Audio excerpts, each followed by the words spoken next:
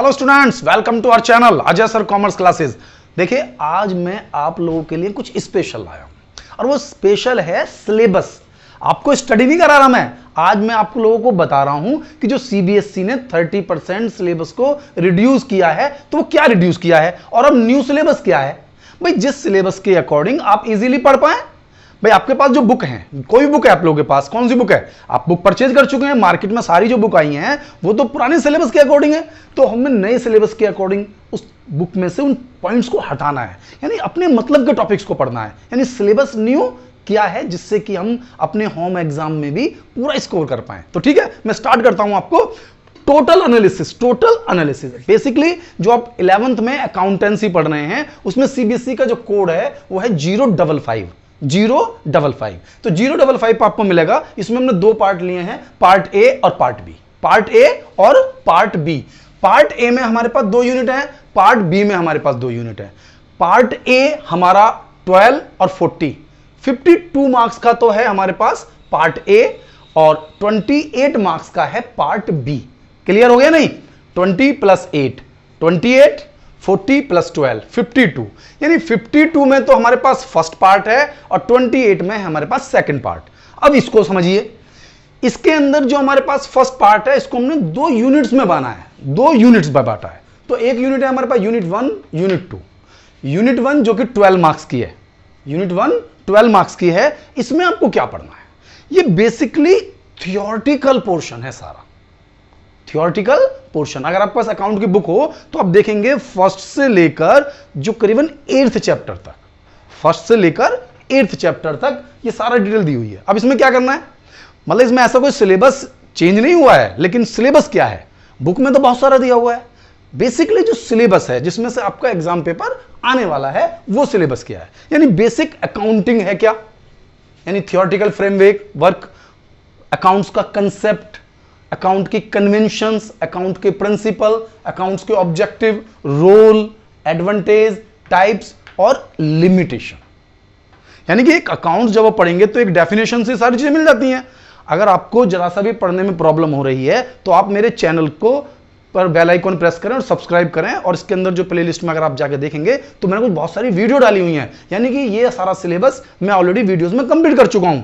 Even this मैं ये यहां तक भी सिलेबस मैं जर्नल तक डाल चुका हूं, पूरा कंप्लीट, पूरा जर्नल हो चुका है, फर्स्ट यूनिट कंप्लीट हो चुकी है और ये कंटिन्यू चलती रहेगी सीरीज।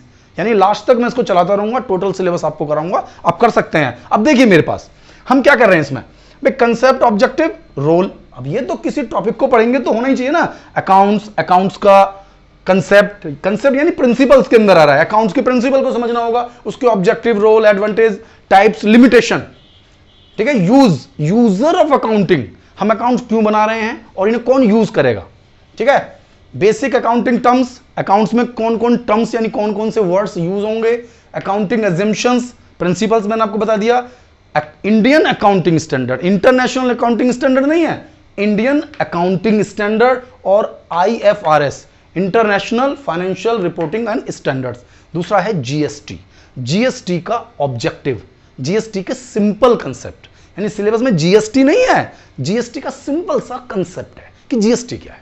तो ये सब मैं आपको बता चुका हूं, मैं आपको लगातार कह रहा हूं कि आप मेरी वीडियोस पर जाएंगे तो ये सब चीज आपको ऑलरेडी मिलेगी और आप इन सबको पढ़ सकते हैं।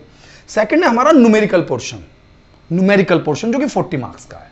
नहीं, न्यूमेरिकल तो इसमें भी है, थर्ड यूनिट भी न्यूमेरिकल है, लेकिन फर्स्ट यूनिट का जो न्यूमेरिकल पोर्शन है वो ये है, जैसे वाउचर, अकाउंटिंग इक्वेशन, ठीक है ना, रिकॉर्डिंग ऑफ ट्रांजैक्शन, जैसे जर्नल, सब जर्नल का डिवीजन होगा उसे हम कहेंगे सब्सिडरी बुक, इंक्लूडिंग जीएसटी, यानी कि इसमें जीएसटी को भी आपको इंक्लूड करना है, यानी ये सिलेबस का पार्ट है। Ledger, BRS, bank reconciliation statement, इस पर आपको ध्यान देना है। बैंक रिकंसिलिएशन स्टेटमेंट को सिलेबस में थोड़ा सा रिड्यूस किया गया है। तो बैंक रिकंसिलिएशन स्टेटमेंट में जो स्टार्टिंग के क्वेश्चन है हमारे पास, केवल वही हमारे सिलेबस में है। लास्ट में जो एडजस्टमेंट है यानी एडजस्टेड कैश बुक मेथड, वो आपको हटाना है।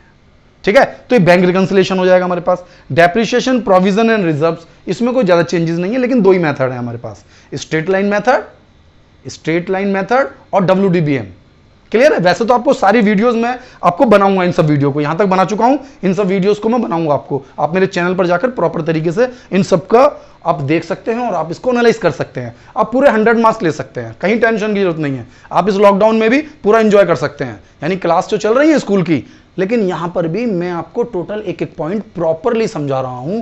रिकॉर्डेड है आपके पास, एक दो बार देख सकते हैं वीडियो को, छोटी छोटी बातें आप समझ सकते हैं।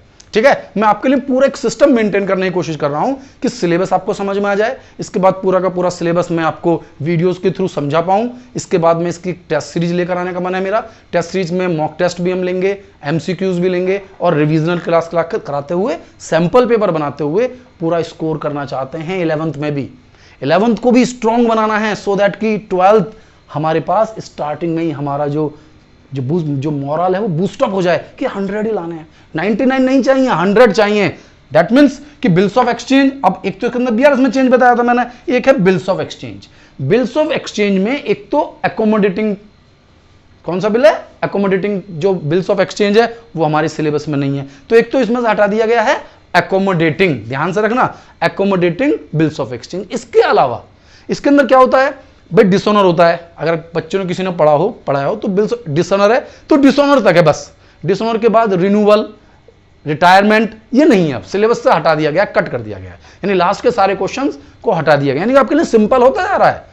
CBSE ने आपके लिए सिलेबस को सिंपल कर दिया है, तो उसके अकॉर्डिंग आपको पढ़ना है, यानी सिलेबस पर ध्यान देना है। सिलेबस यानी यही सिलेबस आपके 11th में भी आएगा, टीचर भी अकॉर्डिंग टू सिलेबस ही जाएंगे। एक है रेटिफिकेशन ऑफ एरर, सिंपल सा कंसेप्ट रेटिफिकेशन ऑफ एरर का। सेकंड यूनिट जो कि 20 मार्क्स का है, यूनिट 3 और unit 4 computer in accounting. Computer in accounting generally जो स्कूल्स होते हैं वो अपने अकॉर्डिंग बेसिक अकाउंटिंग समझा देते हैं, उसी में 8 मार्क्स का क्वेश्चन टीचर पूछ लेता है।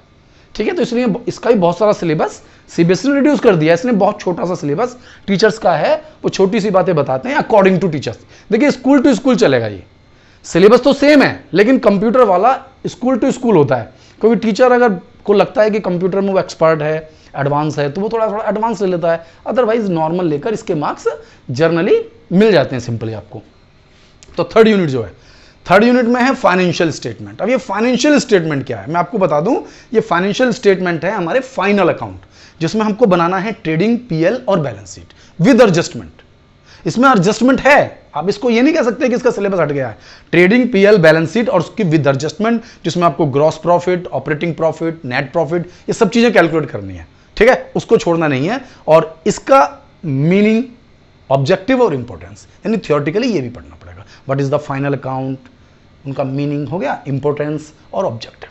इसके बाद इसी यूनिट में 2 चैप्टर बनते हैं हमारे पास, बेसिकली 3 बन जाते हैं, एक विदाउट एडजस्टमेंट, एक विद एडजस्टमेंट, और एक चैप्टर है accounts of incomplete record, account of incomplete record. सही है, ये एक चैप्टर है, इसको भी CBSE ने रिड्यूस कर दिया है। इसमें भी CBSE ने आपको इस चैप्टर को बहुत ज्यादा टेक्निकल नहीं छोड़ा है। अब ये चैप्टर ऐसा है कि आप 2 डेज, यानी कि मेरी 2 वीडियो भी आप देख लेंगे तो ये चैप्टर आपको पूरी तरह समझ में आ जाएगा। अभी कराया नहीं है मैंने, कराऊंगा मैं, अभी वीडियोस में लगातार कराऊंगा। अभी तक तो मैंने केवल ये सिलेबस को पूरा किया है और यहां तक सिलेबस लिया है मैंने आपका जर्नल विद GST। अभी तो सब्सिडरी बुक भी रह रहा है हमारा, और ये सारा कंटिन्यू कर रहा हूं मैं, डेली एक वीडियो ला रहा हूं मैं भाई। ये सारी सिलेबस पूरा कंप्लीट हो गया 12, और ये 40 मार्क्स का सिलेबस बहुत जल्दी खत्म हो जाएगा हमारा। तो ये 40 मार्क्स का सिलेबस सारा खत्म हो जाएगा, यानी इसी मंथ के अंदर हम ये 40 मार्क्स और 12 मार्क्स यानी 52 मार्क्स ले लेंगे आउट ऑफ 80। ध्यान देना, आउट ऑफ 80 52 मार्क्स तो आ जाएंगे हमारे पास, और फिर 8 मार्क्स ये भी, ये तो सिंपल सा कंसेप्ट है, तो केवल इसका बचेगा हमारे पास। और ये 20 मार्क्स तो मैंने आपको पहले ही बता दिया कि अगर नेक्स्ट मंथ की स्टार्टिंग ही करेंगे तो ये खत्म हो जाएगा हमारा। उसके बाद तो केवल रिवीजन करना है प्रॉपर, एक एक छोटे छोटे पॉइंट्स पर हम उसको लेंगे। लेकिन एक बात और ध्यान देना है बच्चों को कि जो मार्क्स मैंने लिखे हैं, टीचर जो होम एग्जाम है भाई, देखिए बच्चे, जो टीचर जो है इसमें मार्क्स को इधर उधर कर सकते हैं, बट सिलेबस सेम रहेगा। ठीक है, तो आपको ये मेरी वीडियो कैसी लग रही है, इसके अकॉर्डिंग आप देखें। आप मेरे पर थोड़ा सा ही भरोसा करते हैं तो मेरे चैनल को आप सब्सक्राइब करें, और जो मेरे चैनल पे जो बेल आइकॉन है उसको प्रेस करेंगे तो आपको सारी लेटेस्ट वीडियो लगातार मिलती रहेंगी। ये तो मैंने अकाउंट्स का लिया है, इसके बाद में बिजनेस इकोनॉमिक्स, बिजनेस स्टडीज का और इकोनॉमिक्स का, दोनों का भी सिलेबस को एनालाइज करके आपके लिए लेकर आ रहा हूं। और केवल अकाउंट्स के लिए ही वीडियो नहीं है मेरे पास, मैं तीनों सब्जेक्ट के लिए वीडियो ला रहा हूं आपके लिए। अकाउंट्स के भी है, बिजनेस स्टडीज की भी है और इकोनॉमिक्स की भी है, और सभी का सिलेबस कंटिन्यू चल रहा है वहां पर। तो आप वहां जाएं और लगातार अपनी वीडियोस को देखें और इंजॉय करें, कभी भी देखें। ठीक है, मिलता हूं बेटा नेक्स्ट वीडियो में।